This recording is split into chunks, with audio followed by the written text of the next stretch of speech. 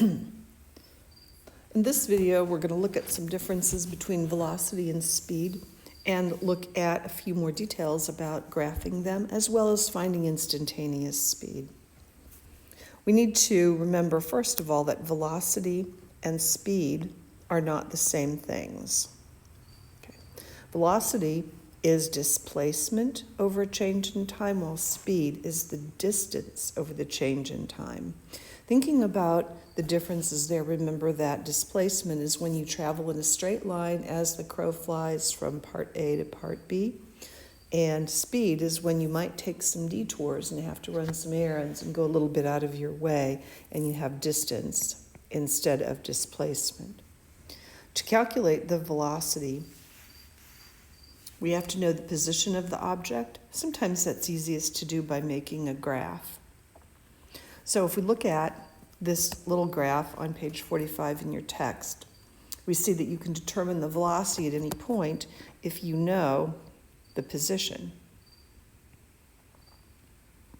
So if we look between t and 0 seconds, t equals 0 seconds, and t equals 4 seconds, okay, we see that in addition to 4 seconds passing, the object has moved 4 meters, shown by the x.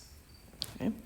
If we look between 4 and 8 seconds, we see that the object has moved 4 meters as well. So finding the av for either of those times, we get delta x over delta t, 4 meters over 4 seconds, or 1 meter per second in both of those cases. In a straight line and a slope of a straight line, the slope, as you probably remember from, middle school math, is the rise over the run. Here, the rise is the change in position, and the run is going to be the change in time. So, if we look at VAV being the final position, XF minus XI, the initial position, and then we look at the final time minus the initial time is delta t. This is also going to equal the slope, and the slope is equal to the velocity.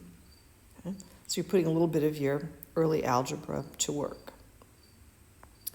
Looking at figure 6 on page 46 in your text, we see that the description of motion here can be stated in words as well as in graphics. If we look at object 1, we see that there is a positive upward slope, and that shows you that you have a positive constant velocity. That is, the position is uniformly increasing over time. For object 2, we see that as the time changes, the position is constant. Okay? So that means there is 0 velocity. This thing isn't moving. The slope is 0. The position does not change. This is not moving. Now, if we look at object 3, we see that the slope is downward or negative, and that shows us that we have a constant negative velocity, which means the position is decreasing uniformly over time. If we want to find the instantaneous velocity, we're going to look at figure 7 on page 46 in your text. You see that there's a slope, and you see that there's a tangent line drawn at exactly the point 3.0 seconds.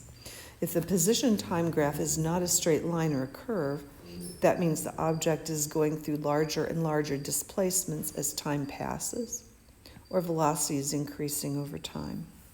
Between t equals 0 seconds and t equals 2 seconds, the object has moved about 8 meters. The velocity average for this is delta x over delta t, or 8 over 2, which gives you 4 meters per second. Now, if we look between t equals 0 and t equals 4, we see that the position has changed quite considerably, and you might say this is about 32 meters. So we have between t equals 0 and t equals 4, the object going 32 meters. Calculating that with delta x being 32 meters and delta t being 4 seconds, we come up with 8 meters per second, or quite a time difference.